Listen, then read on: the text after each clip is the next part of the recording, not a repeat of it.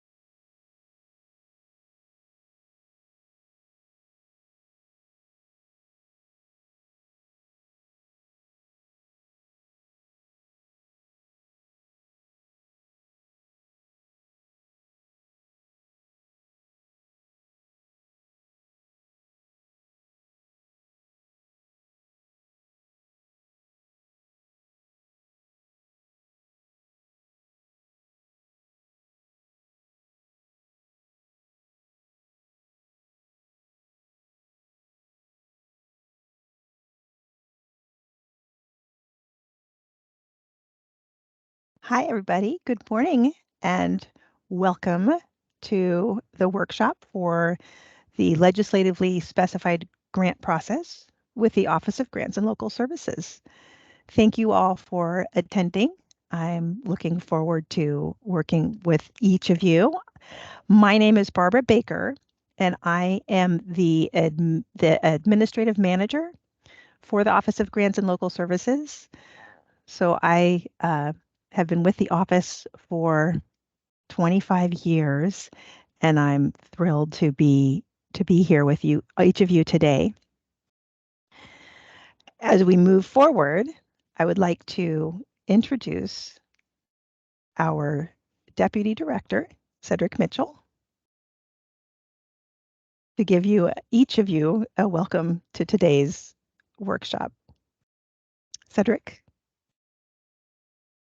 Okay. Hi, everyone. How are you doing? My name is Cedric Mitchell. I'm the Deputy Director for Community Engagement. I want to welcome you all to this presentation.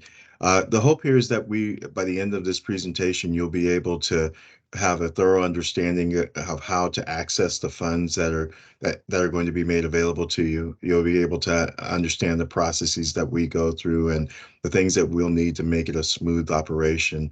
You have an excellent team of people who are going to be working with you over the life of this project. We are looking forward to answering any questions that you might have. And it presents a unique and wonderful opportunity for the projects that you're going to be moving forward with, and for the communities that are going to be served by the use of these funds. So I'm not going to belabor uh, any longer. I'm going to turn it back over to Barbara, and I'm looking forward to uh, seeing and hearing from you all as your projects come to fruition. Barbara? Thank you so much, Cedric. I really appreciate your grand welcome. I also wanted to give you guys a chance to also meet our Chief for the Office of Grants and Local Services, Richard Rendon. Richard, would you like to introduce yourself? Sure. Thank you, Barbara. Hello, everybody. My name is Richard Rendon, and I am the Chief of the Office of Grants and Local Services. I've been with the office for almost 24 years, and I look forward to meeting each and every one of you at some point during our journey. So again, welcome to our mandatory workshop for your legislatively specified project.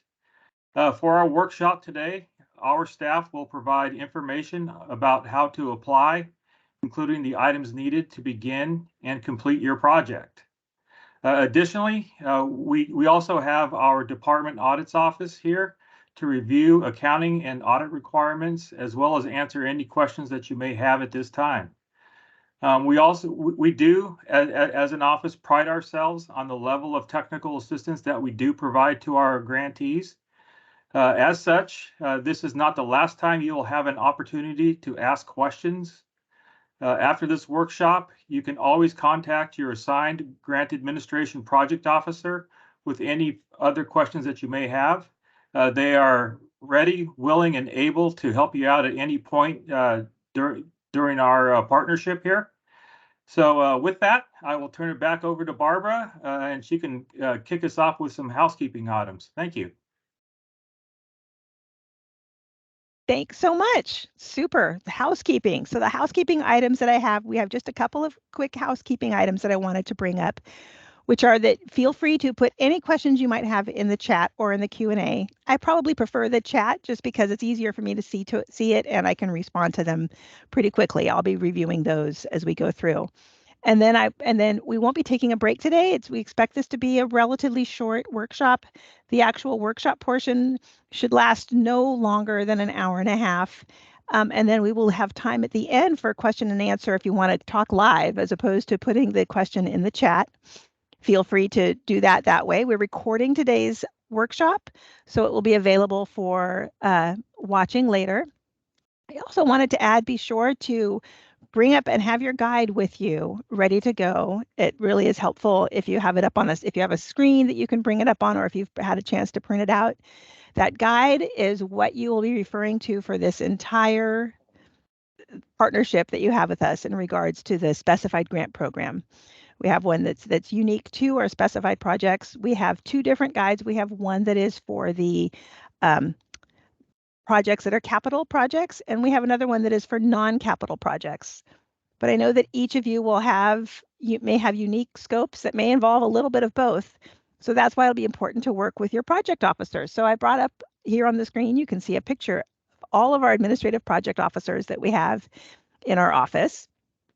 They're all ready and willing to help. They love taking phone calls. They love being available to answer your questions.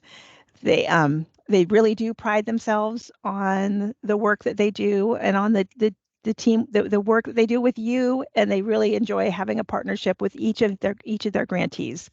So please reach out to these folks because they do provide you with everything you need. You can find them using if you go to our webpage, there's a link to contact us, and you can find them in that contact us webpage on the webpage. Next, I wanted to talk a little bit more about the resources. We already did a little bit. I said, as we mentioned, the procedural guides were emailed to each of you forwarded with the invitation. So if you don't have that, feel free to contact your project officer from the website, and your project officer will forward you those workbooks, the procedure guides, so that they can help you through the process. So the other thing that we show on here is to make sure to use our webpage. It has all the current information, and we provide any updates as necessary. And you'll also find all of our forms there on that webpage. They're forms that are fillable forms, so it makes your work a lot easier when it comes to creating that application and submitting your application.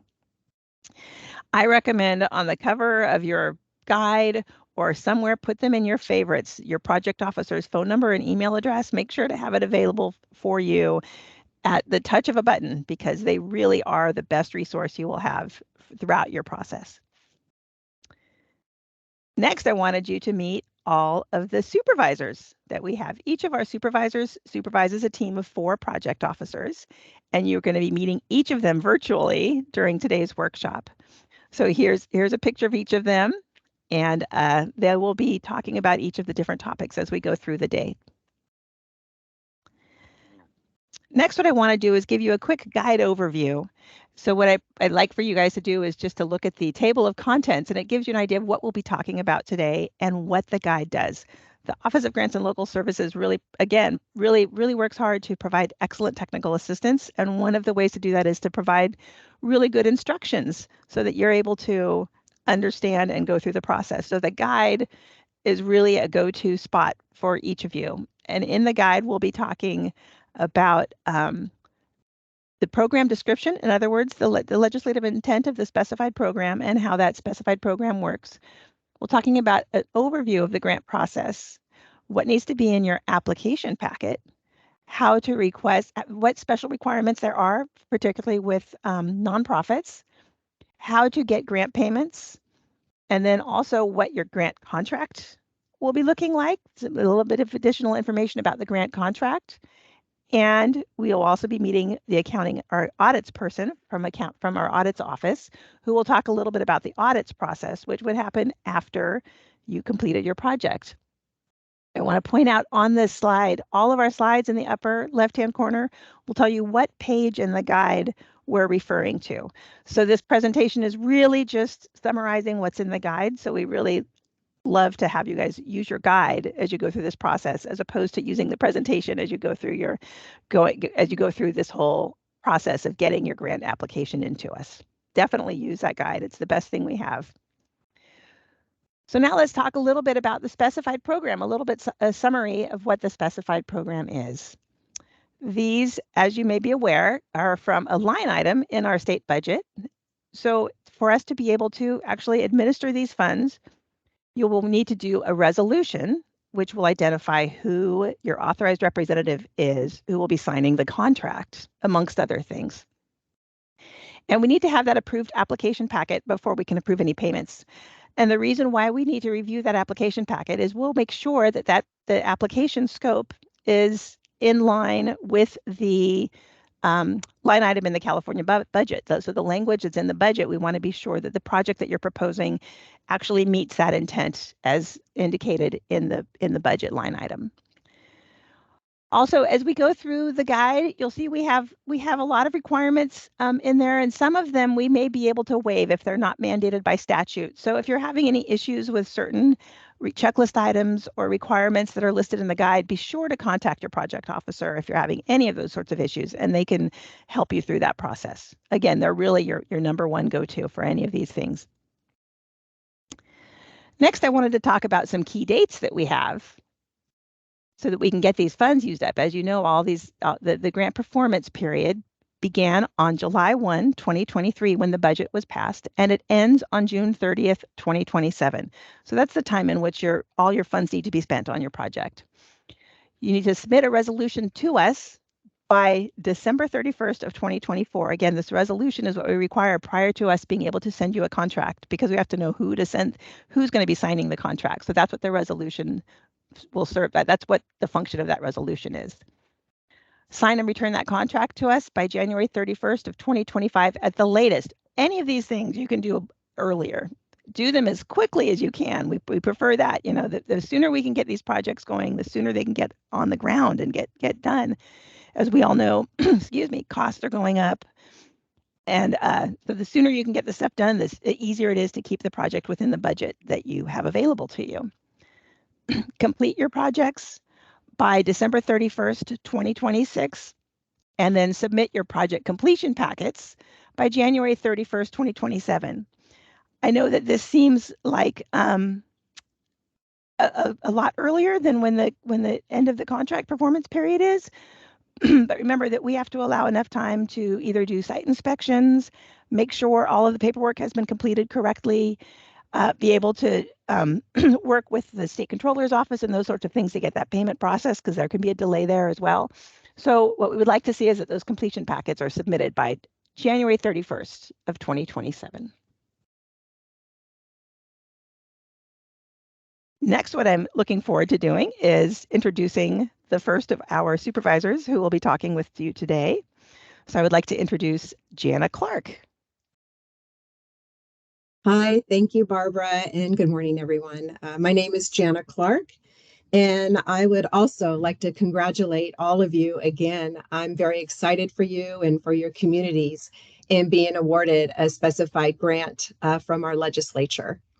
So what I'm going to do is give you a broad overview of the grant administration process, and then we're going to go over each one of these items in more detail throughout the rest of the workshop.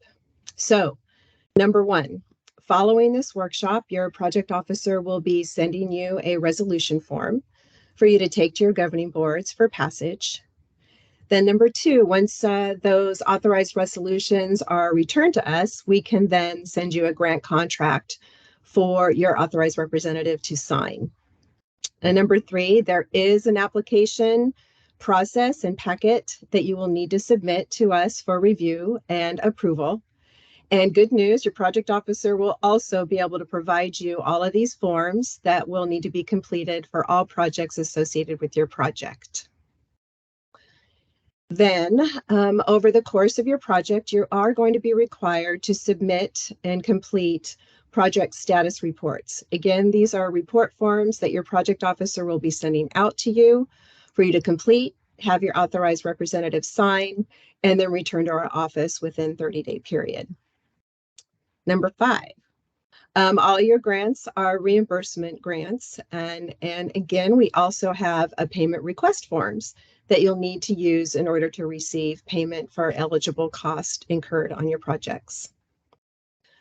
Number six, if your project or when your project is complete, we also have a completion packet process in order to receive that final payment. And the way that this works is once we receive and review your completion packet, your project officer will go ahead and contact you and arrange a date for them to conduct a final inspection, and then we can process your project's final payment. And then lastly, there, number seven, please remember that you will need to retain all project records for a period of 5 years following the issuance of your project's final payment. Okay, let's get to first things first. Next slide, Barbara. The authorizing resolution. So this is the first thing that you're going to need to do after this workshop, and that is to pass a resolution, because we cannot issue a contract until your governing board approves you filing the application form, signing contracts, for the project or projects that you will be funding with your specified grant. Now, we do have a sample resolution in your guide on page 7, and we have one for me to show you in the next slide. But before I do, let me let you know that although you may reformat this resolution form or template, we don't recommend that you do, but although you may reformat it, the language must remain unchanged. The language in our resolution has been vetted by our legal office, so that's why we ask that the language remain unchanged. Now, by passing this resolution, you are agreeing to the terms of the contract, and there is a sample contract in your guide as well. Again, we want to make sure that you take a look at those sample contracts and read through them thoroughly. Also, by passing the resolution, you are confirming that you have the needed funding in order to complete, operate, and maintain your project for the term of your grant. And remember, Barbara mentioned that the term began on July 1, 2023 and ends on June 30, 2027. Now, within the resolution form itself, your board is going to need to designate and write in the title of the position of the individual who will represent your agency on all matters related to this project. And because that position, and thus the person that is currently in it, becomes your grant's authorized representative. Now, please note that the authorized representative may delegate signatory authority to another position in entirety or particular documents, and that delegation can be done within the resolution itself or by the authorized representative sending an email or a letter to your project officer delegating authority to another position or title. We have seen this before. Sometimes there is an authorized representative who is going to be signing your contracts, maybe your application forms, but maybe there's another authorized representative that is delegated either within the resolution itself or through that process of the authorized rep sending in that email. And that person may be signing your payment request and those status reports. So on the next slide, we have highlighted some of the areas on the resolution that will need to be completed. So thank you. So here's an example of that specified grant resolution or form template. And the first of those highlighted areas is the resolution number. Most resolutions are assigned a number, so we ask that you fill in that number. And then the next highlighted area is to write in the title or the name of your governing board, city council, or board of supervisors. And your project officer is going to fill in that next area, the budget line item language in parentheses. They're going to fill in the Budget Act language that represents the purpose of your legislatively specified grant.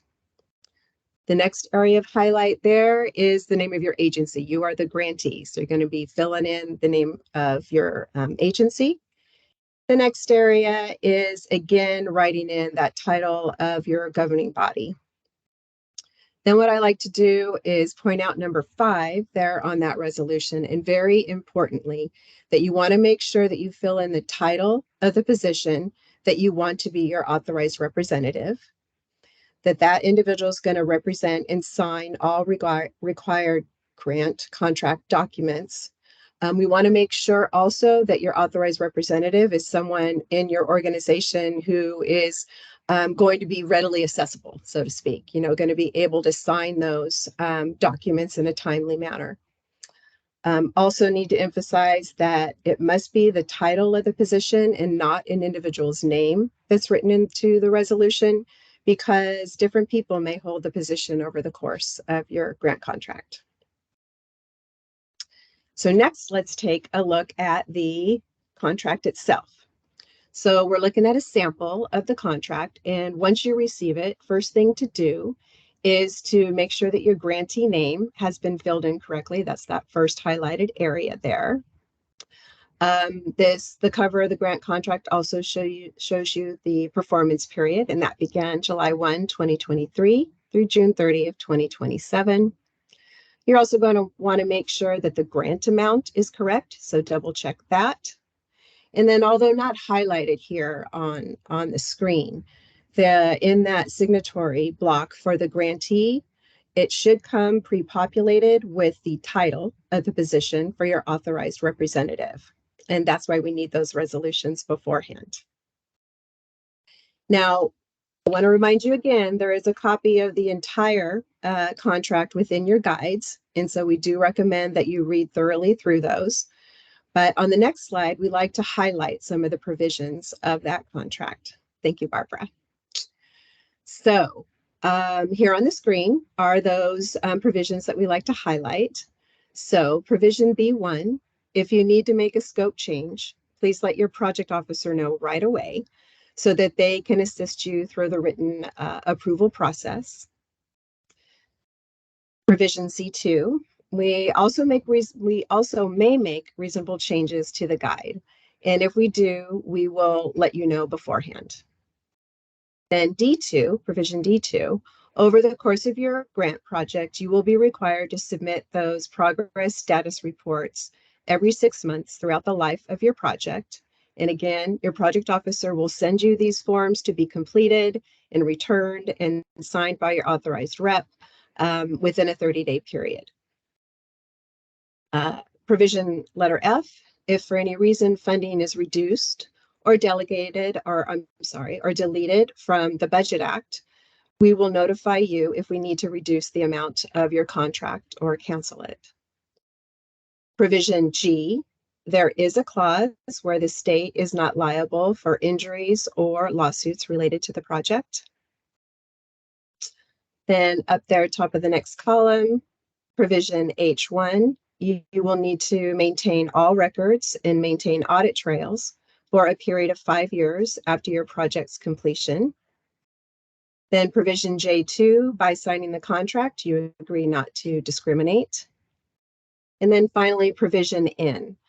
And this reads that grant funds cannot be used for the purpose of making any leverage loan or promissory note without prior written approval from the state. And OGALS, we do have a process for that. We do work with our legal office, and we would be providing the subordination agreement that would need to be signed and recorded. So those are the provisions that we like to highlight. But once again, we all recommend that you take a look at the full sample contract that is contained in your guides. And that's it for the resolution and the contracts. The next thing that we can talk about is the application and application packet. Christelle? Hi, everybody. I'm going to go over some important points when submitting your application packet. So depending on the description of your specified funding in the legislative budget language, you may want or need to submit one application packet or even multiple application packets. So sometimes we recommend separate applications if your funding specifies multiple locations.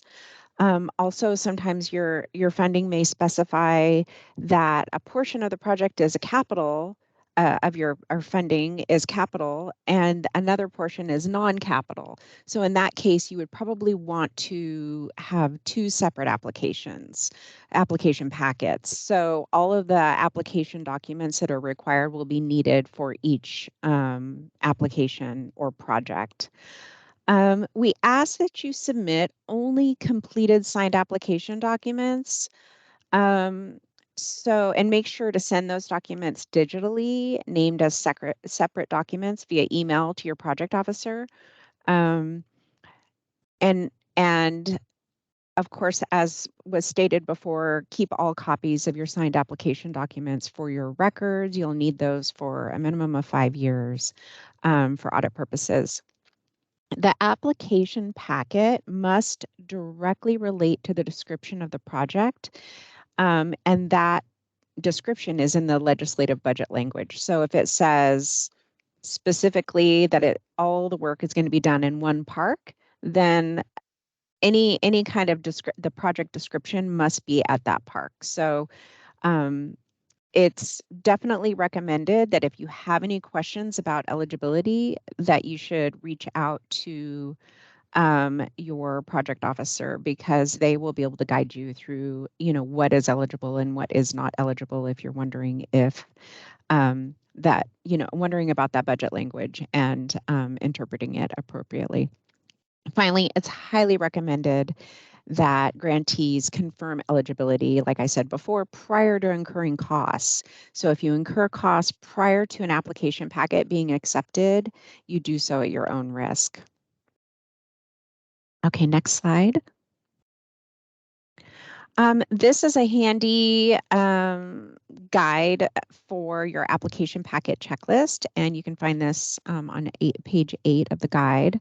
We ask that you submit this checklist with all of your application documents and use it kind of as a guide through what is needed and what isn't. And if you're unable to submit a completed document, we ask that you send a draft and a timeline for completion of that specific document. And all documents that require a signature must be signed by that authorized rep that Jana talked about, listed in the resolution. And again, please submit all documents digitally to your project officer. That is our #1 preference. Next slide. All right, I'm going to go over some special nonprofit requirements. Nonprofits have a few additional requirements that they have to abide by during the grant process. One is the competitive bid process.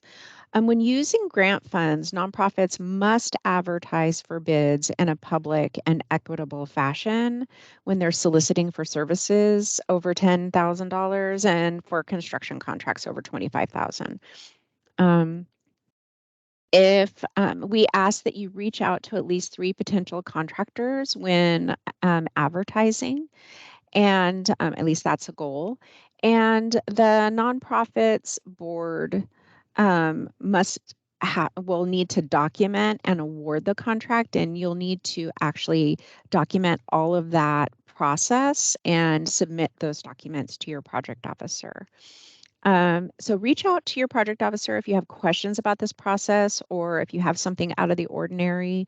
Definitely reach out to them. They're going to be your go-to for all of your questions. And of course, if you're not a nonprofit, these competitive bid process, we just expect you to go abide by your own internal bid process, whatever that may be for your local agency. So a second special requirement for nonprofits is a fidelity bond requirement. You can also call this a crime protection insurance policy. So nonprofit grantees will need to have a fidelity bond in place prior to requesting any payments. So you can get your grant contract, but you cannot receive payment unless you have this, you've shown proof that you have this fidelity bond in place. The cost for that insurance premium is an eligible grant cost, so you can come in for reimbursement for that. The Department of Parks and Recreation, or DPR, must be named as a third-party loss payee on the policy, and we'll need proof of that. And the coverage should be the same amount as your grant amount. So if your grant is for $1 million, your coverage should be for $1 million.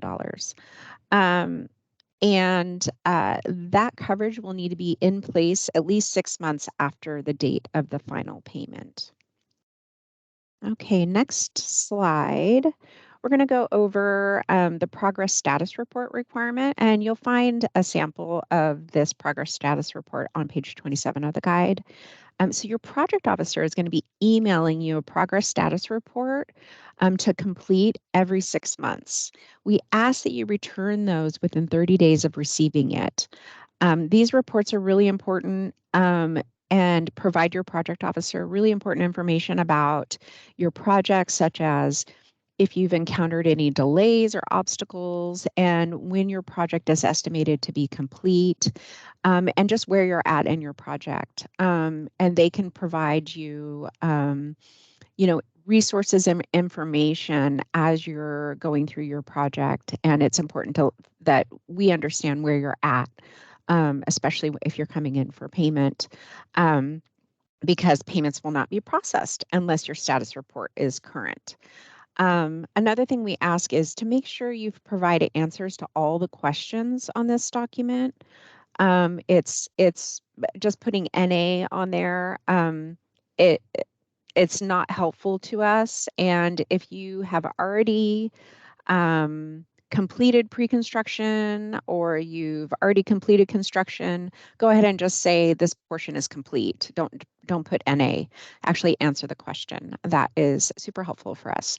But I think that is it about the status report, unless people have any other questions. I'm going to hand it over to Maria to go over grant payments. Hi, everybody. Thanks, Christelle. So, grant payment. This is the real reason why you all are here, right? It's all about how to get your money.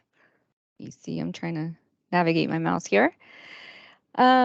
So you can request a reimbursement payment anytime after your project is approved. I'll talk about advance payments in a little bit. The payments are processed through the state controller's office, and they're mailed 8 to 10 weeks from the date that we approve your payment here at OGALS. We have to look and verify that you have all of the documents you need to submit. Your guide is your Bible, and your project officer is your first line of help. Please reach out to them if you have any questions on your documents. 20% of the project amount is retained for the final reimbursement. And I'll discuss that final payment in a little bit, but you can request up to 80% of your grant. Next, we really want you to group your costs together to avoid frequent payment requests. We prefer not to get the small requests. They're almost like miscellaneous requests for a couple $100 here and there. Go for a couple thousand at a time, at least. I may try for 10,000. That'd be great. We really need to see your complete CEQA document before requesting any construction reimbursement payments. This includes your filed notice of exemption or notice of determination. This is really important because we need to make sure that you did your due diligence in obtaining any necessary environmental clearances. And in your documents, we also need to ensure that they are specific to this project that you're getting money for. We need to see that the description in your environmental documents agrees with the scope of work that you're doing. We'll need for you to provide a sample timesheet when you're requesting reimbursement payments for in-house employee services when they work on this project. And what we're looking for is some sort of a descriptor on that timesheet that shows they're tracking their time specifically to this project versus other projects you guys might have going on. We only reimburse for in-house employee services based on actual time working on the project, not based on percent. So keep that in mind, please. You will need to provide bid summary documents for costs on your contracts that require a bid process. And there is more information on this in your guides. This is on page 28 of your guides, by the way. You will need to provide, let me see, your construction progress photos with your construction payment request. Please submit those. Sometimes grantees forget, and then we have to call them or email them and ask for them. We really want to see your good work too. So it's nice to see the grant funds being put into some good work out there for the public to enjoy. Lastly here, please see our website to download your most recent grant forms or contact your project officer. But if you are in our program, we really do encourage you to get really good and familiar with our website. The URL is parks.ca.gov. There'll be a top horizontal bar, grants, OGALS, and then grant administration.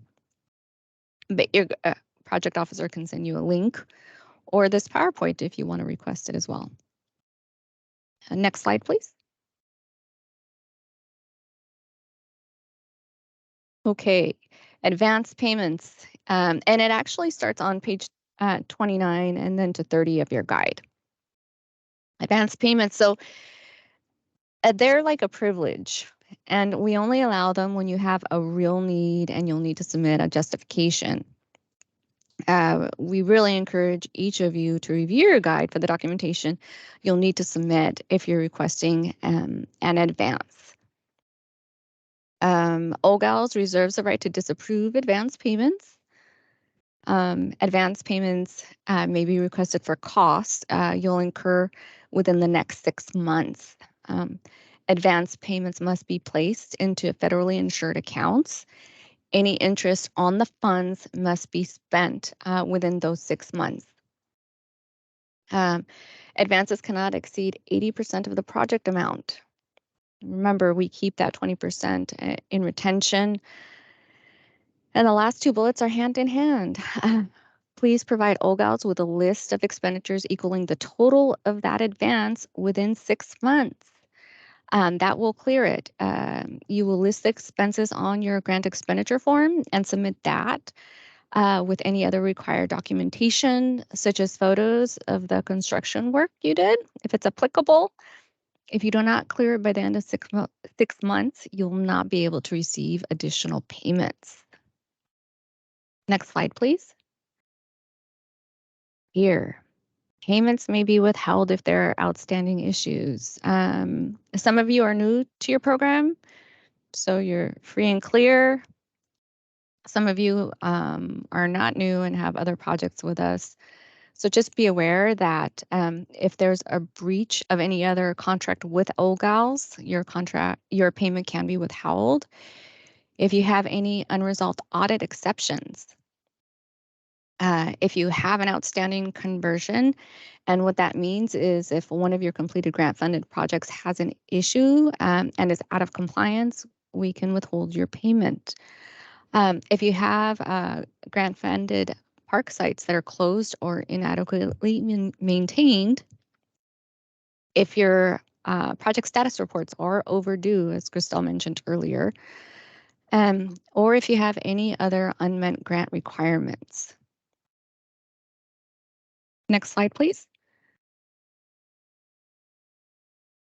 Project completion. So once you're all done, you've created a beautiful new recreational area for your residents to enjoy. We do enjoy to see them. We love to see them, actually. Your project completion packet is actually due January 31st, 2027. Barbara mentioned it earlier. But your project needs to be complete by December 31st, 2026. A little bit of a typo there. So just remember that.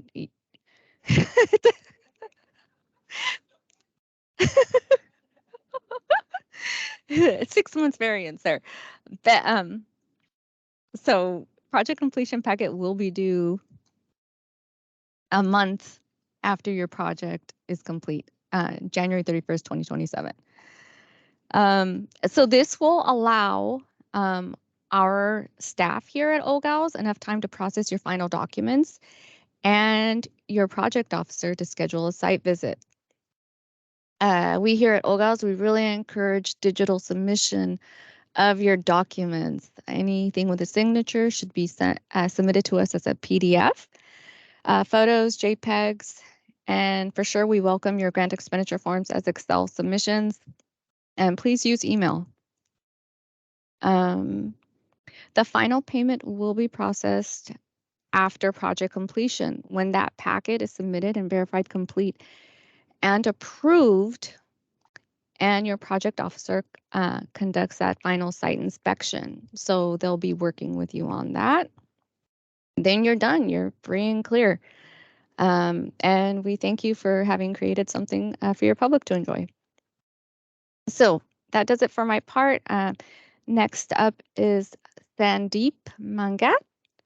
Sandeep, are you there? Yes, I'm there. Did I get your name right? Yeah, yes, you did. Okay, good. Thank you. Good morning, everyone. My name is Sandeep Mangat, and I am the Grant Audit Manager at DPR's Audits Office. Today, I'll be covering a few details about the audit requirement and the processes. Grants are selected for an audit after the project completion. All project-related records must be retained for 5 years after the final payment is issued.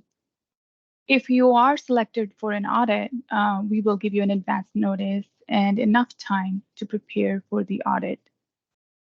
We request that that you assign us an employee who has knowledge about the project and its records to help the auditors to fulfilling the document request for the audit.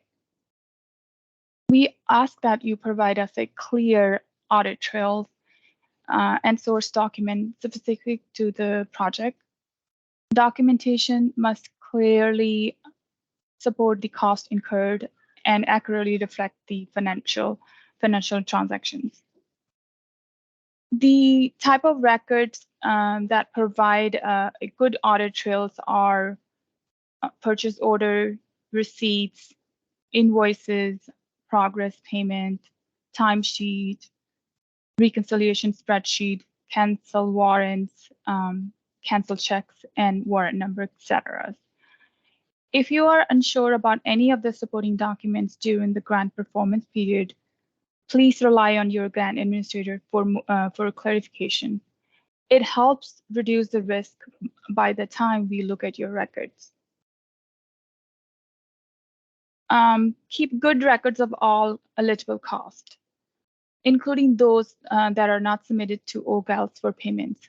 The reason for that is if we disallow any costs due to missing or inadequate supporting documents, we may review additional records related to the project to offset any disallowance.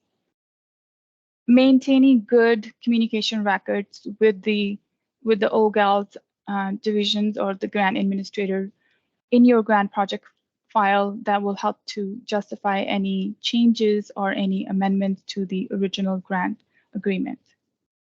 Next slide, please. All right. So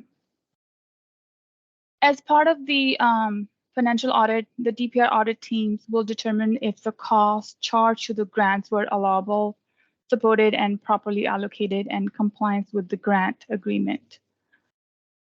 Once the audit is underway, the auditor will review the process of tracking the reporting, grant expenditure. We will send you a questionnaire for you to fill out to understand the grant tracking and reporting procedures. Audit team generally review the specific cost expenditure such as in-house employee services. In this slide, we will go over on the accounting rules for the in-house employee services. On the timesheet, we will examine the authorization work order identifying the project. We will review the hourly rates and benefits breakdown, daily timesheet signed by employee and supervisor identifying the actual charges. We wanted to see the timesheet is certified by employee and approved by the supervisor. Another important point to keep in mind that the labor cost charge on OGAL project must be the actual time worked on the project. We will examine if the labor charges are actual time spent on the project and not time estimates.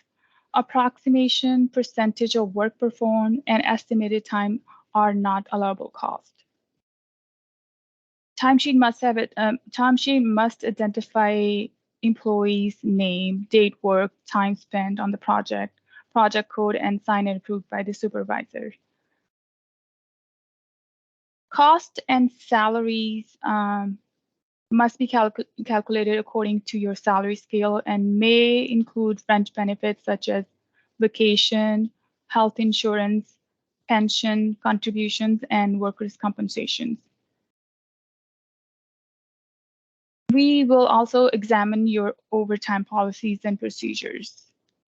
If overtime is charged to the grant, overtime costs may be allowed if the grantee has established policy in place. And overtime is only allowed if the regular hours worked are charged to the same project.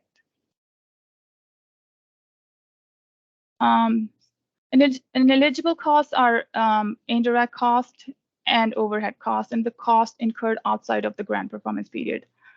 Some of the examples of eligible costs are office supplies, costs supporting an employee, rent, proposal, personal support, IT, utility, etc. For more information regarding ineligibility cost, please refer to 2324 procedural guide. If you are planning to claim in-house employee services, we ask that you provide a sample timesheet to OGAL's division during the grant performance period to ensure timesheet meets the elements that will be tested during the audit. Those elements, once again, are employee name, date, project code, hours worked, specific to the project, and signed and approved by the supervisor. Additionally, we review the salary report and payroll record to verify the hourly rate claimed for the in-house employee services. Next slide, please. Audit checklist. Audit checklist contains the type of accounting records that the auditor will review during the review of your records. It is grantee's responsibility to have those records available for review once the audit date and time has been confirmed. Our initial contact is made with the grantee through a phone call or an email. During the initial communication, we inform you about the audit and we decide on the entrance meeting date and time. Once we finalize the date and time of the entrance meeting, we document that in a form of the engagement letter. Along with the engagement letter, we will provide you a copy of this audit checklist. And we will check mark on the checklist to let you know what type of records we will be examining during the field work. Once again, if you're unsure about any of the supporting documents during the grant performance period, please rely on the grant administrator. It helps to reduce the risk by the time you look at your records. When we do come to the site, we ask the grantee to have most of the records ready for us to be efficient for our audit time while we're out there on site. Please keep a copy of this audit checklist in your project file. And if you have any question, please do not hesitate to contact the audit's office. Thank you. With that said, I'll hand it over to Barbara. Yes, thank you so much, Sandeep. We really appreciate having somebody from the audit's office chatting with our grantees. They really appreciate it. Thank you. Okay, everybody, so what's next?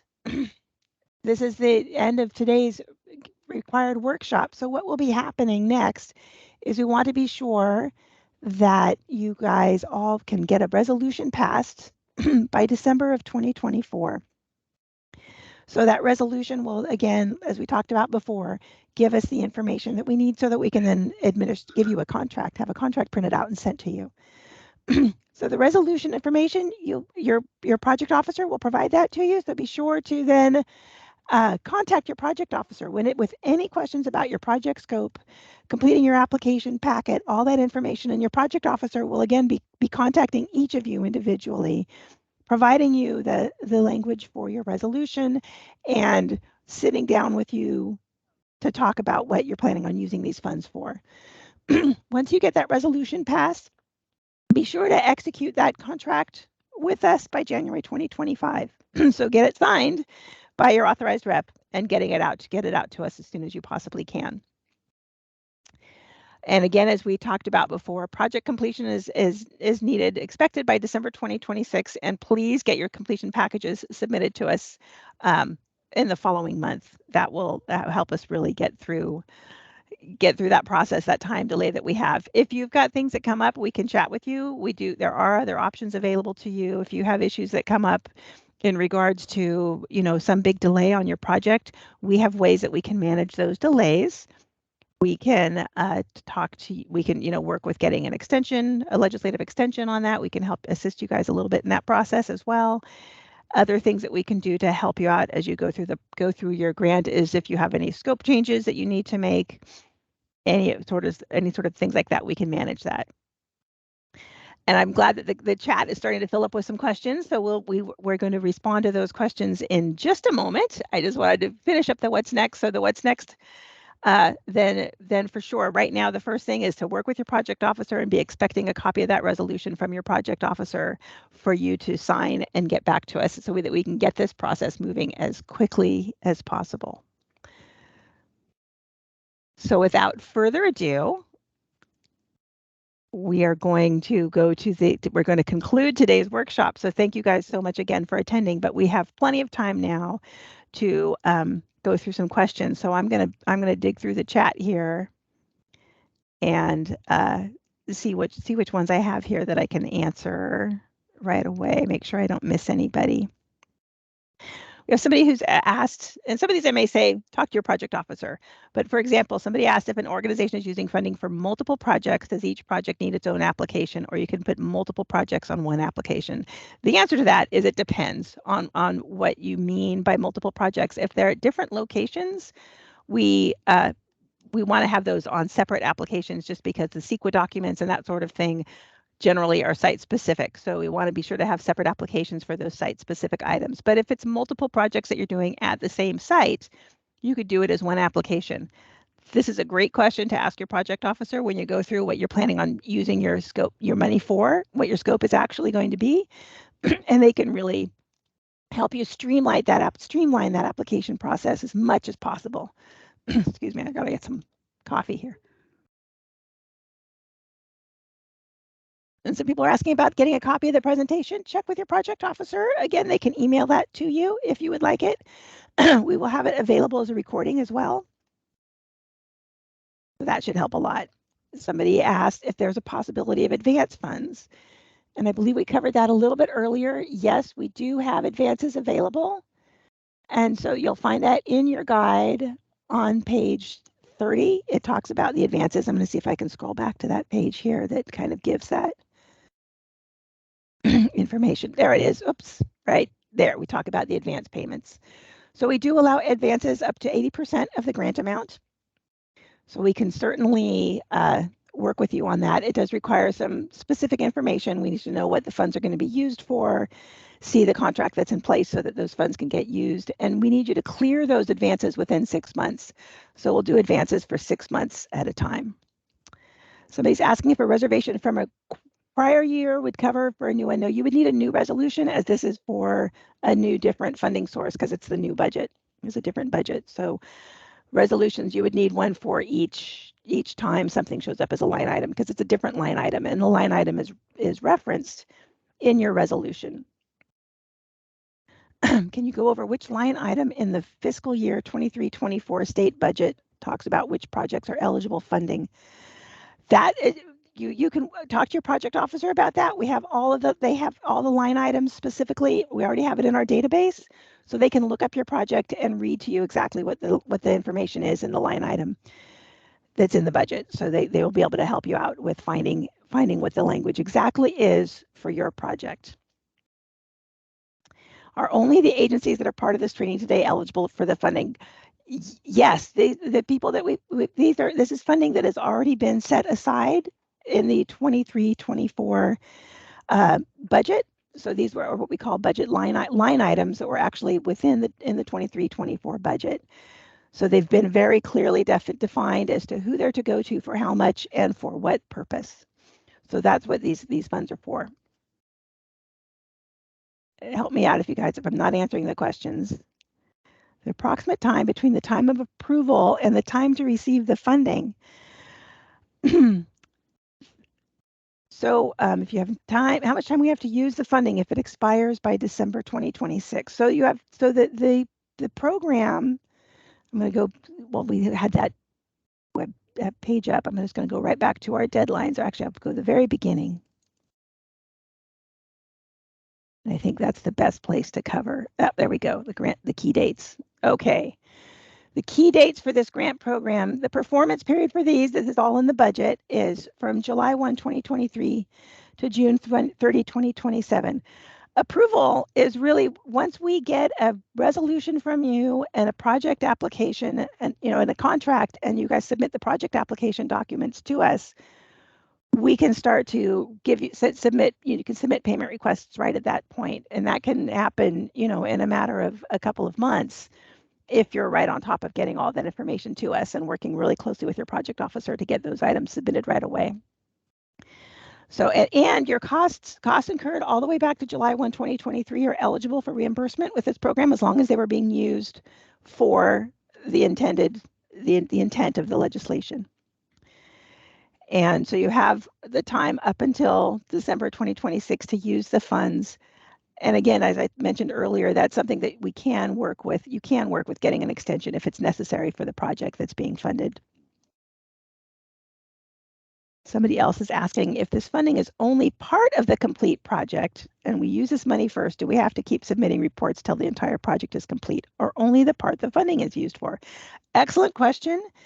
And if it is only part of the complete project, yes, you don't have to keep submitting reports until the project is complete. We just want to have those reports through our performance period. So through June 30, 2027, or through the time that you submit your final payment and have submitted all of your funds for reimbursement. If you submitted costs to cover all of the funds that were applied to this grant, then you'd be done with us in regards to that, but you would continue working on that project as you needed to.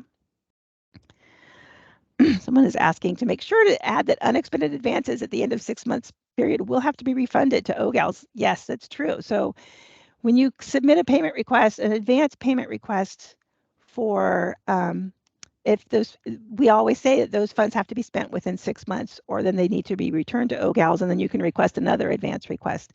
So be sure when and if you're choosing to use our advance payment process, that whatever you're requesting is going to be used in the next 6 months.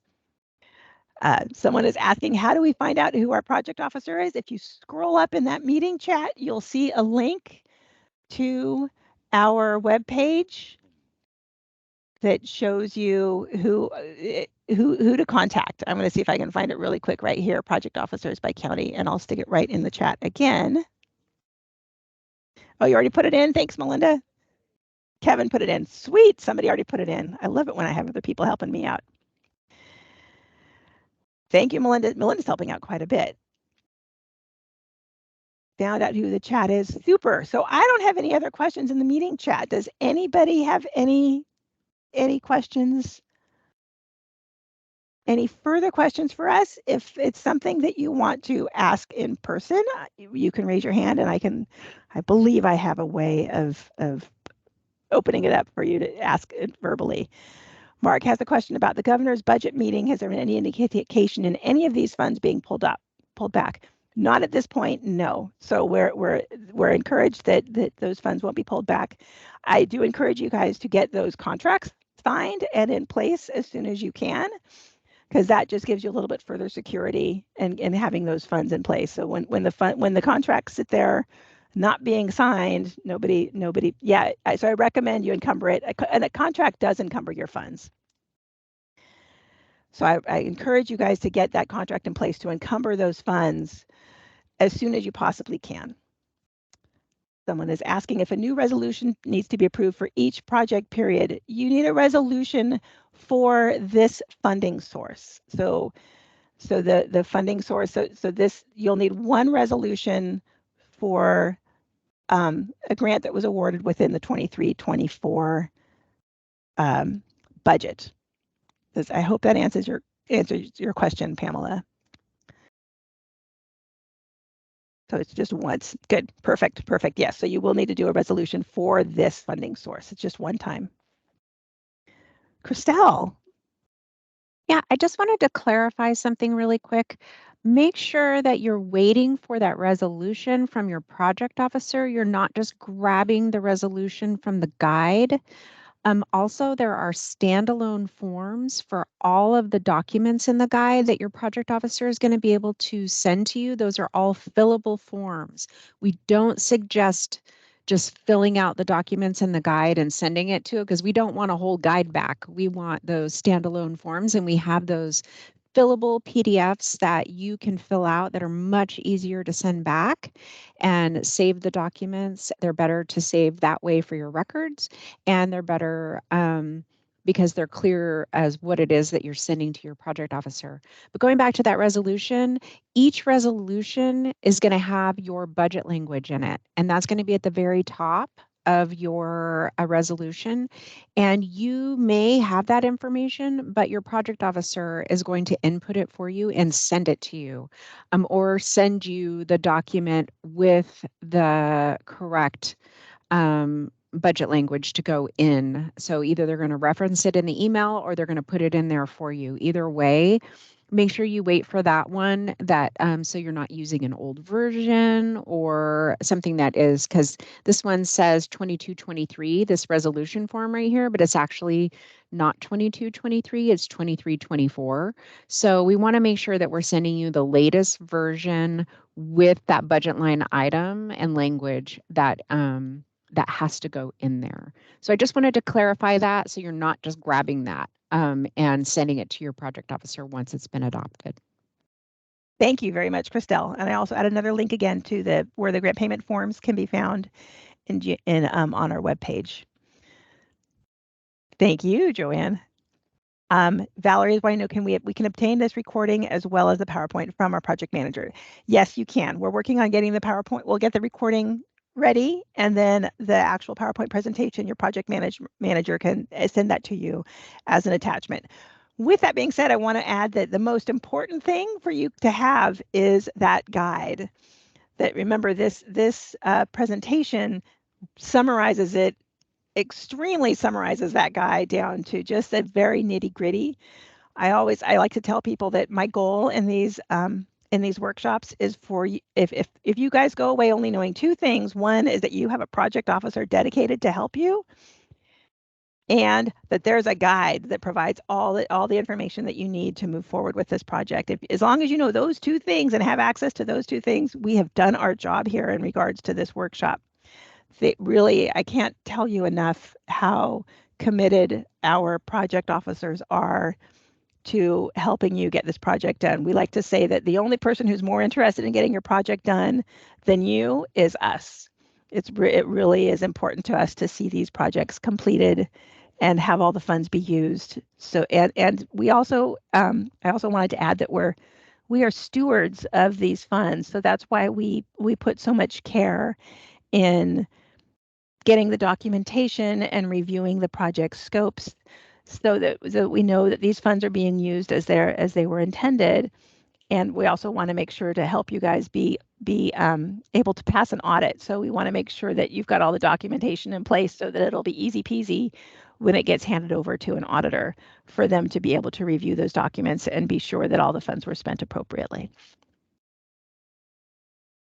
Yes, Sage has added, your project officers are here if you have any questions. I have watched them run to the phone when it rings to answer it. So they really love to help you out and answer all of your questions. They much prefer that to receiving something and have it be wrong. And they say, "Oh gosh, darn it! I wish I could help you out." So I see Tammy. I see someone has their hand up, and I'm trying to figure out how I can let you talk.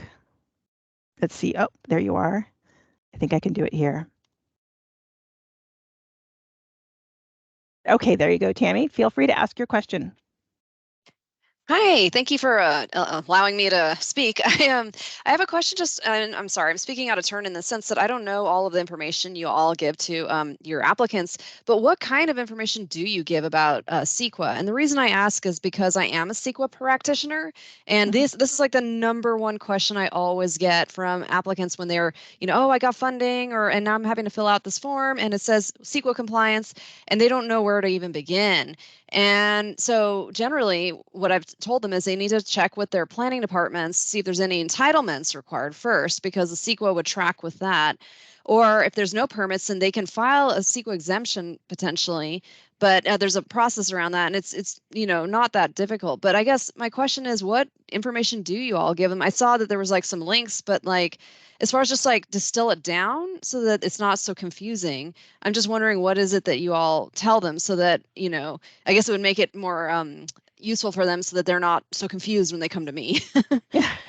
Right. So that's a good question. We are not CEQA experts. Obviously, we don't have the capacity to do that as well as everything else that we're doing. So we generally refer them to the Office of Planning and Research. That being said, however, we've reviewed thousands of applications in our careers, so we can provide. We are, it is, when people have specific questions, we can often provide some pretty detailed and specific instruction on what needs to be provided. So I think that's the best that I can answer to that. So we really do rely on the Office of Planning and Research, as they're the guys that are great experts on it, and then also our personal experience in reviewing CEQA documents that have been submitted for the applications. I have to say, in 90% of the cases, people can file a notice of exemption, an NOE, which is Right. a very easy process.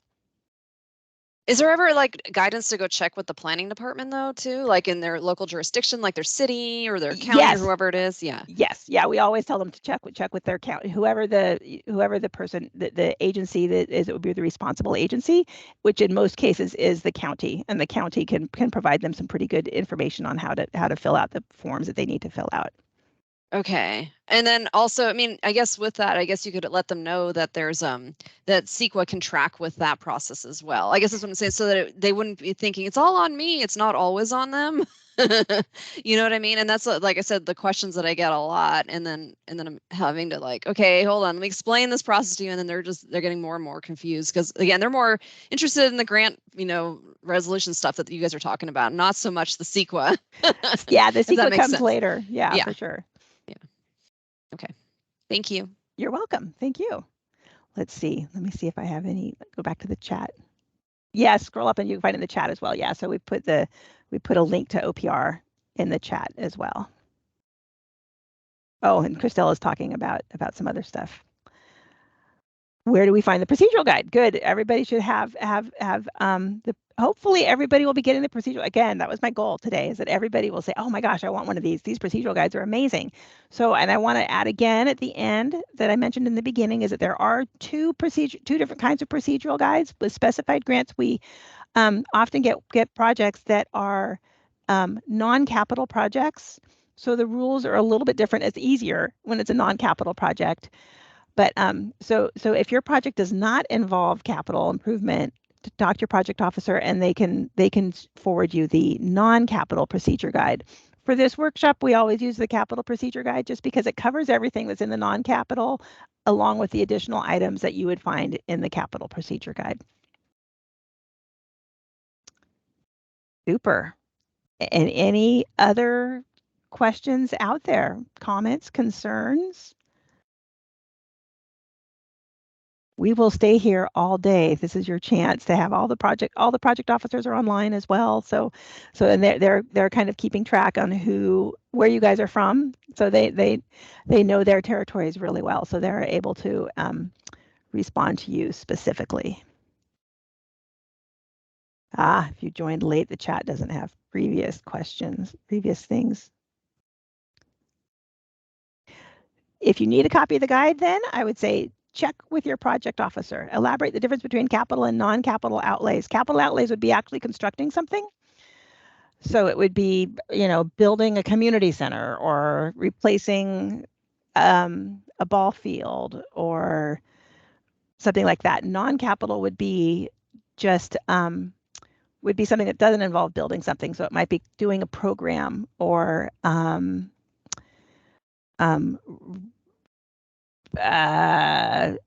maybe just a planning part of a project. So perhaps just doing the planning documents for a larger project. Christelle has some great examples. I know it. So Christelle, go for it. Yeah, no, I wanted to just clarify too that capital is also acquisition and development. So development of anything, right? So if you're breaking ground and you're developing something, that's capital. If you're acquiring land or if you're doing some sort of encumbrance of land, either a conservation easement or something like that, that is also considered capital, and we want you to use that capital guide for that.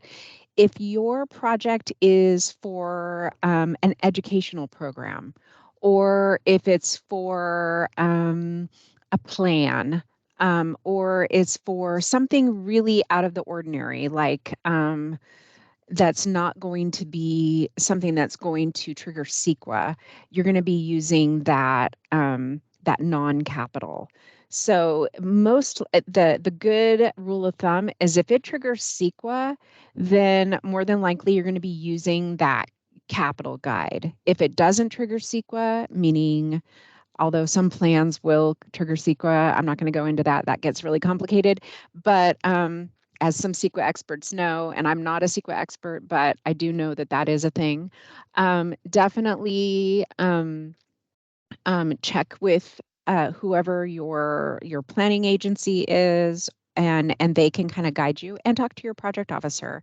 And the project officer, if they don't know the answer, will reach out to the supervisor and the managers and get whatever answers for you. But definitely make sure that you're using the right guide. And again, like when I talked about the different types of applications, where I said you may have to do more than one type of application. So if your budget line item states to do a plan and acquire some land, then you're going to be putting in two applications. One for that development, you're going to use the development guide for your acquisition. And then if you have the plan, then you're going to go in and do an application for that plan specifically, because it just has a lot less requirements and it's easier to make that one project.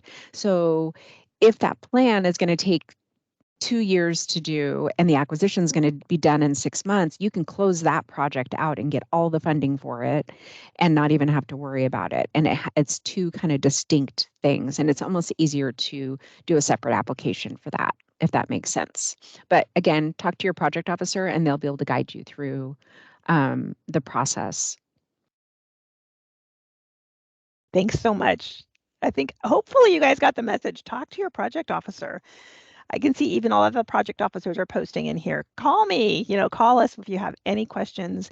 Email them. They're all ready. They're ready and waiting to get these projects going. They've been waiting for a few months to get these going. We've been waiting for the information to get into our system and stuff so that we could actually start this process. So they are so excited to be getting this money out to you guys. They are really looking forward to seeing you guys and seeing your projects. Anything else? Any other questions? You can raise your hand, you can chat, you can do it any way. Any comments on pass-throughs? We have a process for pass-throughs. So if you are planning on doing a pass-through, and a pass-through is where you may be the grantee or you were the one that's specified in the legislation, but it's supposed to be somebody, you think somebody else is the one should be using these funds or administering these funds.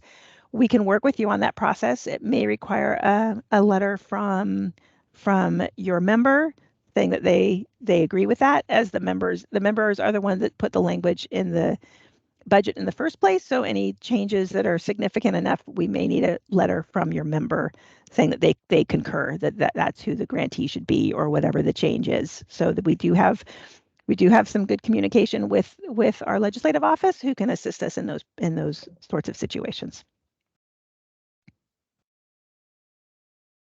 Super good. Thanks for the thumbs up. Well, thank you guys. I always, every year, I look forward to this workshop and this group of people, because we always get a few new grantees that we've never worked with before, and it's exciting to be able to develop new partnerships and keep on doing what we do so well in our office, which is getting these funds out to the communities that need them most. So thank you guys so much, and we really look forward to working for you.